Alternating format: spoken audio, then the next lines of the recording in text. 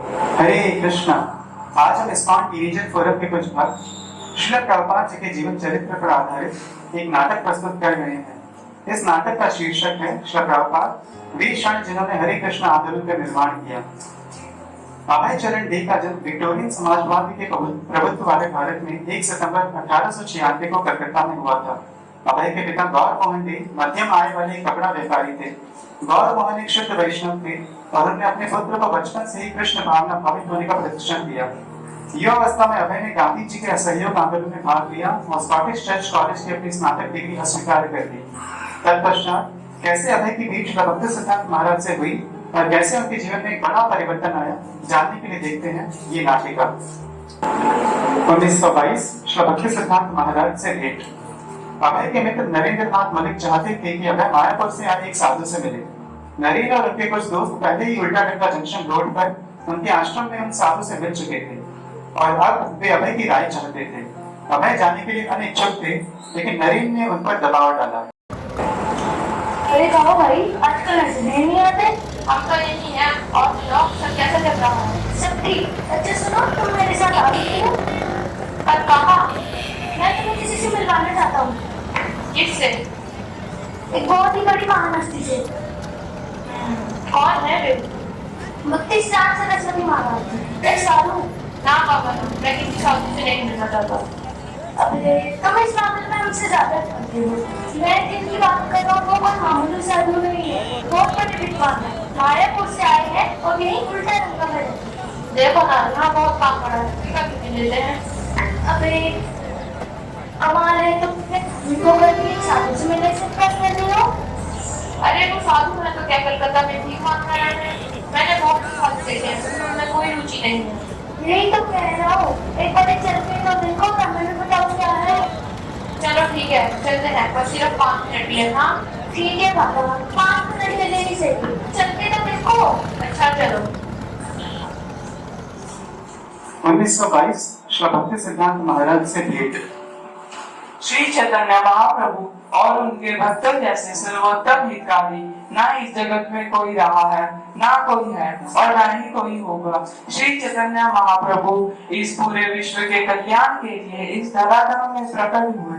श्री चैतन्य महाप्रभु की शिक्षाएं न केवल एक देश एक जाति परंतु पूरे विश्व के लिए हितकारी है।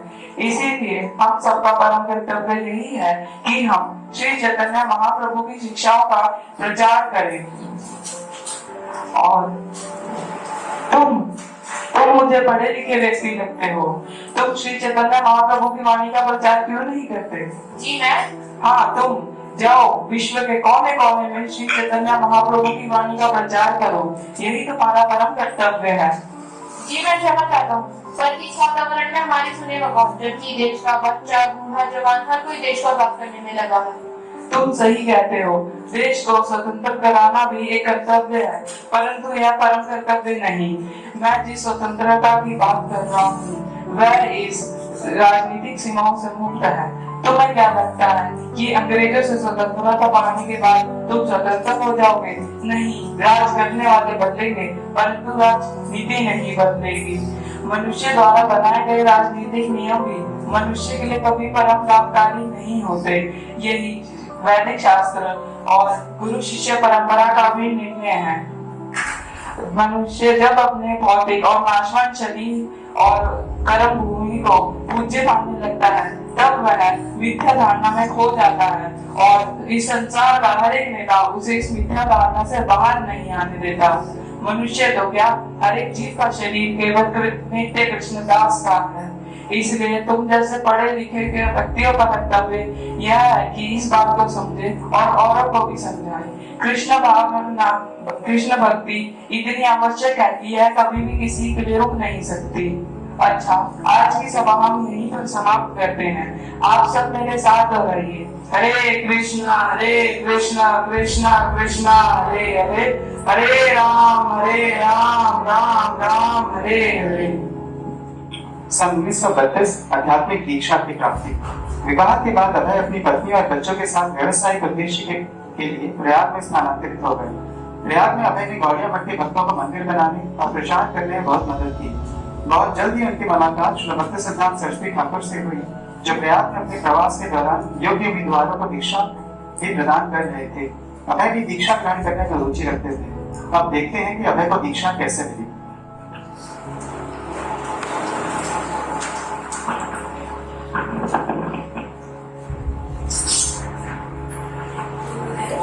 यह अभय चरण देव नियमित रूप से शाम को मठ आते हैं और भजन करते हैं, उपदेशों को सुनते हैं और कुछ बोलते भी हैं।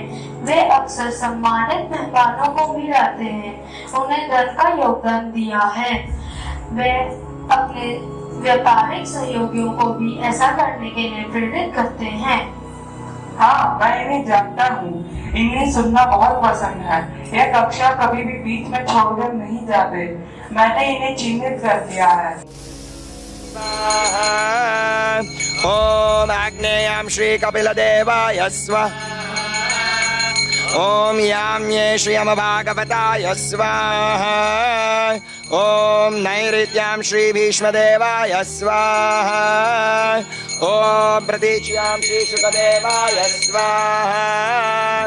ओम वायव्यां श्री जनकाय स्वाहा। ओम उदीच्यां श्री सदाशिवाय स्वाहा। अब से आपका दीक्षित नाम हुआ अभय चरण दास। अभय चरण दास की जय।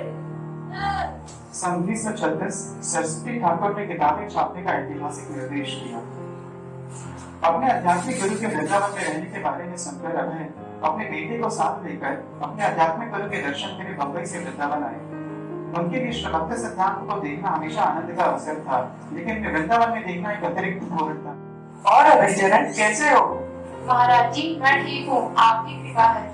आओ, श्री चैतन्य महाप्रभु चाहते थे कि कृष्ण भक्ति का प्रचार इस पूरे विश्व में हो। इस जगत के पिता ब्रह्मा के एक दिन में केवल एक बार ही श्री चैतन्य महाप्रभु इस धराधाम में प्रकट होते हैं और कलयुग में हरिनाम संकीर्तन करते हैं। वह चाहते थे कि ये कृष्ण भक्ति का प्रचार भक्तों द्वारा हो, क्योंकि वह इसका श्रेय स्वयं न लेकर भक्तों को देना चाहते हैं।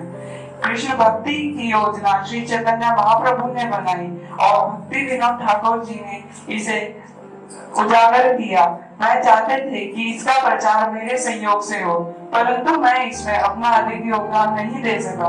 क्यों स्वामी जी, आप ऐसा क्यों कहते हैं? आपकी ही आस्था के कारण संपूर्ण भारत में श्री चैतन्य महाप्रभु का उद्देश्य फैला है। आपने 64 देवालयों की स्थापना की है। आपकी ही प्रेरणा के कारण हजारों लोगों ने कृष्ण भक्ति को अपनाया। परंतु मेरा यह प्रयास एक समुद्र के समक्ष क्षुद्र बूंद की तरह है। श्री चैतन्य महाप्रभु की कृष्ण भक्ति की गंगा इस पूरे विश्व के प्रत्येक गांव, प्रत्येक शहर में पहुंचनी चाहिए। मैं अब यहाँ और नहीं ठहर सकता। मैं इस प्रचार के भविष्य के लिए चिंतित हूँ। जिस दिन मैं जाऊंगा मठ में अशांति हो जाएगी।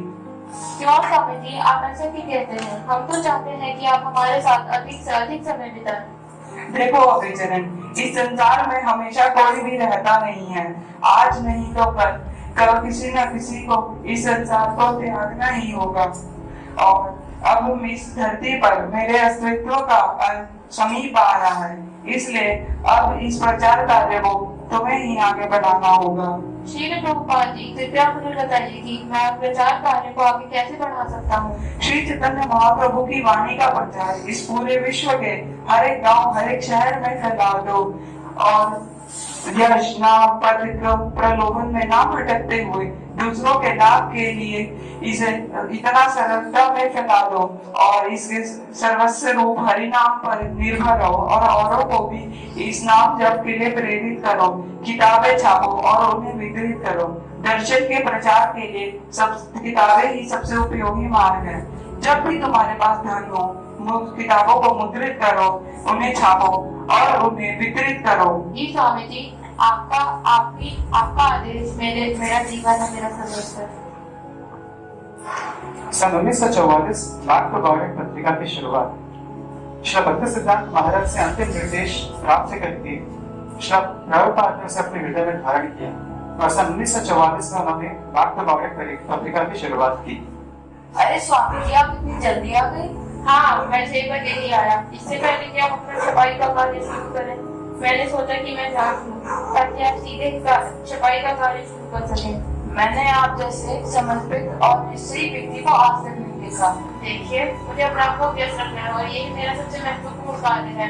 और इसके अतिरिक्त सुबह का समय टहलने के लिए बहुत ही अच्छा होता है। इसका अर्थ है कि आप चिप्पीवाड़ा से पैदल आ रहे हैं? हाँ, मुझे 1 घंटा लगा। इतना में तो मैं रोज ही तय करता हूँ और इसके साथ मेरे बस का भाड़ा भी बचता है।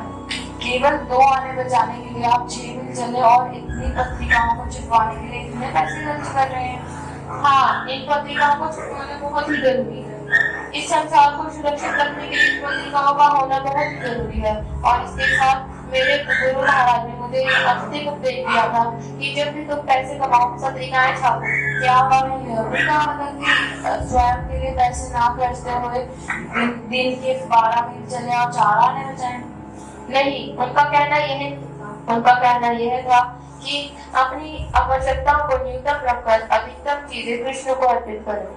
अच्छा स्वामी जी, आपने भोजन लिया? नहीं, वैसे मैं सुबह भोजन नहीं लेता। ठीक है स्वामी जी, मैं आपके लिए भोजन की व्यवस्था करता हूँ। धन्यवाद। अगस्त 13 सन 1965 जलदूत से अमेरिका की यात्रा। 13 अगस्त 1965 को कैप्टन अरुण पांड्या की कमान में जलदूत जहाज कलकत्ता से रवाना हुआ। अपनी डायरी में श्री प्रभुपाद ने उल्लेख किया, केबिन काफी आरामदायक है। इन सभी व्यवस्थाओं के लिए सुमति महाराज जी को प्रबुद्ध करने के लिए भगवान श्री कृष्ण को धन्यवाद।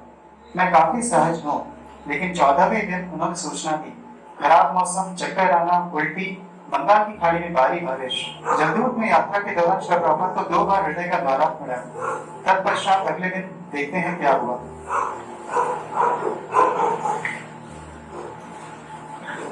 श्री प्रभुपाद इस बार की अमेरिका की यात्रा कुछ अलग है। मैंने अपने पूरे करियर में अटलांटिक क्लासिक को इतना शांत कभी नहीं पाया। वाकई विचित्र है। ये तो सब कृष्ण की कृपा। श्री प्रभुपाद, कृपया आप बाबूजी में भी हमारे साथ ही आइएगा। अगर तो आप हमारे साथ आएंगे तो अटलांटिक महासागर को पार करने में कोई कठिनाइयां नहीं होगी। सन 1966 टॉम्किंस स्क्वायर पार्क में पहले सामूहिक कीर्तन का आयोजन। न्यूयॉर्क 26 सेकंड एवेन्यू में एक छोटे से स्टोर फ्रंट में श्री प्रभुपाद ने सप्ताह के 3 दिन गीता पर प्रवचन देना शुरू किया। प्रवचन में बैठने वाले शुरुआती लोगों में मुख्यतः वो युवा वर्ग था जो सामान्य जीवन शैली को छोड़कर नशे और अवैध संबंध में लिप्त हो गया था।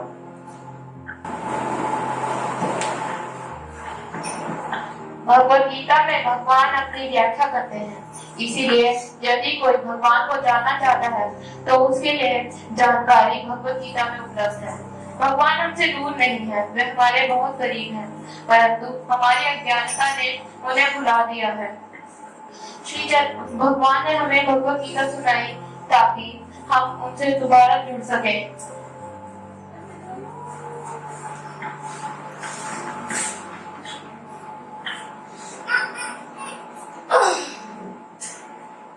और प्रभु जी, क्या हाल आपके लिए भेंट लाया था। Toilet paper.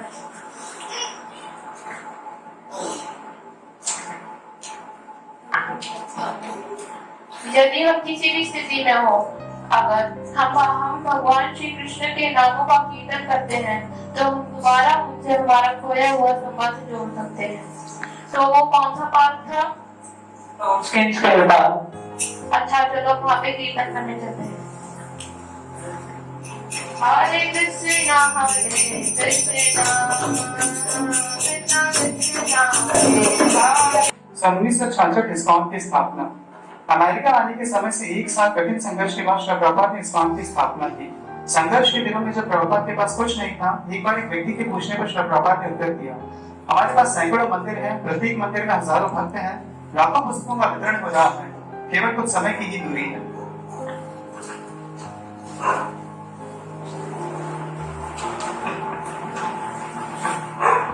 खुद को पंडित कहने वाले लोग भगवद गीता में बेढंगे उपासनाओं से लोगों को गुमराह कर रहे हैं।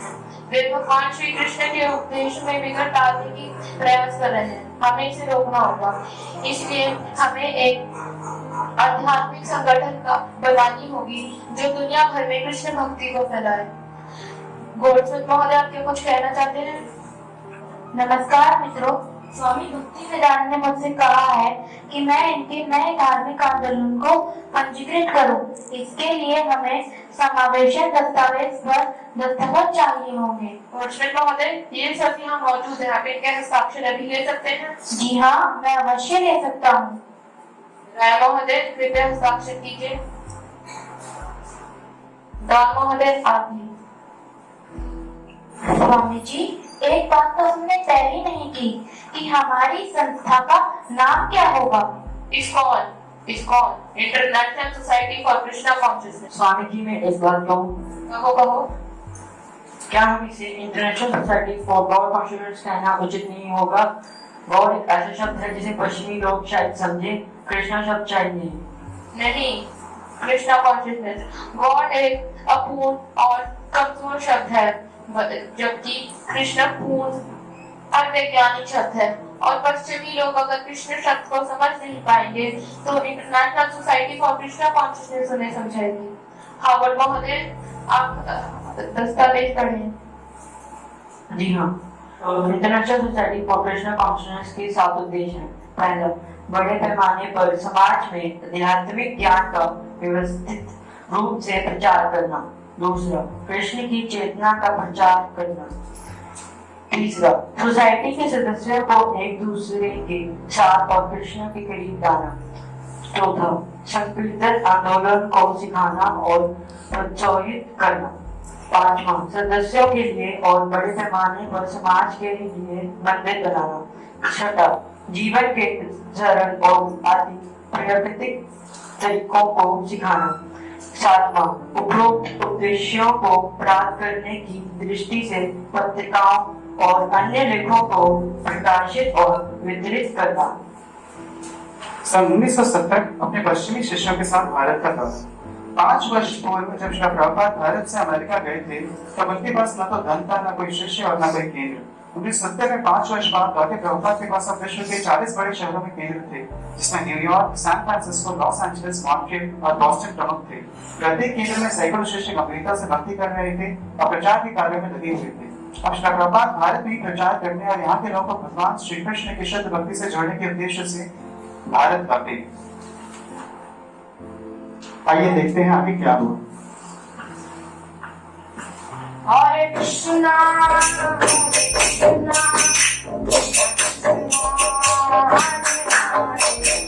हरे राम हरे राम राम राम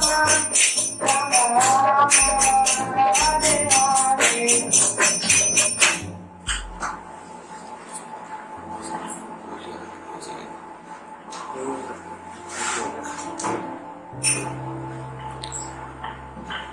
तो आपको अपनी नाम संकीर्तन करके कुछ विशेष आनंद का अनुभव हो रहा है? जी हाँ प्रभुपाद जी, यहाँ के लोग बहुत अच्छे हैं। यहाँ हमारा जो स्वागत हुआ है वह अतुल्य है। हाँ, तभी तो कृष्ण और उनके अवतार भारत भूमि पर ही अवतरित होते हैं, न्यूयॉर्क में नहीं। और आप सब भी हमें स्मरण करते हैं कि कृष्ण भावना अमृत कितनी आनंददायी है। और मैंने यह देखा है कि साधारण भारतीय लोग पश्चिमी लोगों की नकल करते हैं, इसलिए जब आप हरिनाम संकीर्तन में भाग लेते हैं तो उनमें भी उत्साह होता है कि हम भी इसमें भाग लें। मेरी यह योजना ISKCON international society for Krishna consciousness, मैं यह चाहता हूँ कि हर भारत के बड़े बड़े शहर में इसका केंद्र हो। पहले मुंबई, फिर कलकत्ता, फिर दिल्ली, फिर अन्य बड़े शहर। सन 1970 श्री प्रभुपाद का गोलोक गमन। अपने निर्देशों और उदाहरण के रूप में श्री प्रभुपाद जानते थे कि उन्होंने लोगों को यह दिखाना होगा कि मरना कैसे है। वे कई बार मृत्यु से बचे थे कृष्ण की कृपा से, अपने शिष्यों की प्रार्थनाओं से और अपने आंदोलन का प्रचार करने की अपनी शुद्ध और शक्तिशाली इच्छा से। लेकिन 1970 में भगवान कृष्ण द्वारा उन्हें दिए गए संकेतों से श्री प्रभुपाद ने भौतिक दुनिया में अपने मिशन को निर्णायक रूप से समाप्त करना शुरू कर दिया। और अपने अंतिम कर्तव्यों में से एक उनका कार्य था कि कैसे मरना है, इसका पूर्ण दिशा निर्देश देना। वह पूरी तरह से दिखा रहे थे कि मृत्यु का सामना कैसे करना है, ऐसा कार्य जिस सफलता पूर्वक करना सबसे कठिन है, मरना।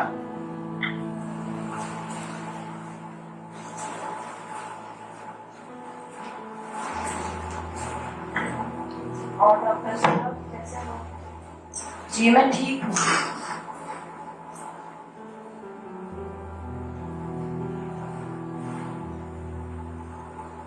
आपकी इस अवस्था में विचलित न होना पूर्णतः असंभव है। इस प्रकृति के गुणों के संग के अनुसार हमें दूसरा शरीर प्राप्त होता है, इसीलिए हमें सदा भक्तों का संग करना चाहिए। प्रकृति के गुण तमोगुण और रजोगुण हमें आध्यात्मिक मार्ग पे चलने से रोकते हैं, इसलिए हमें सदा भागवतम का श्रवण भक्तों के संग के साथ करना चाहिए।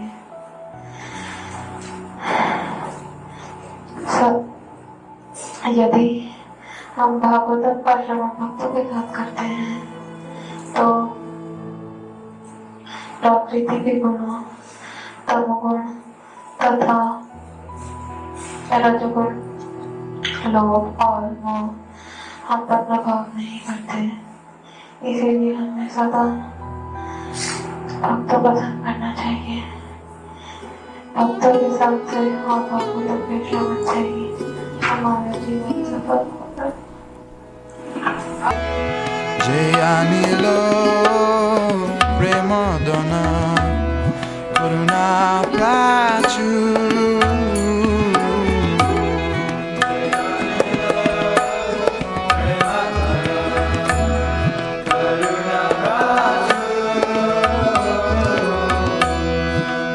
प्रभु कोता गिला आचर्य जताकू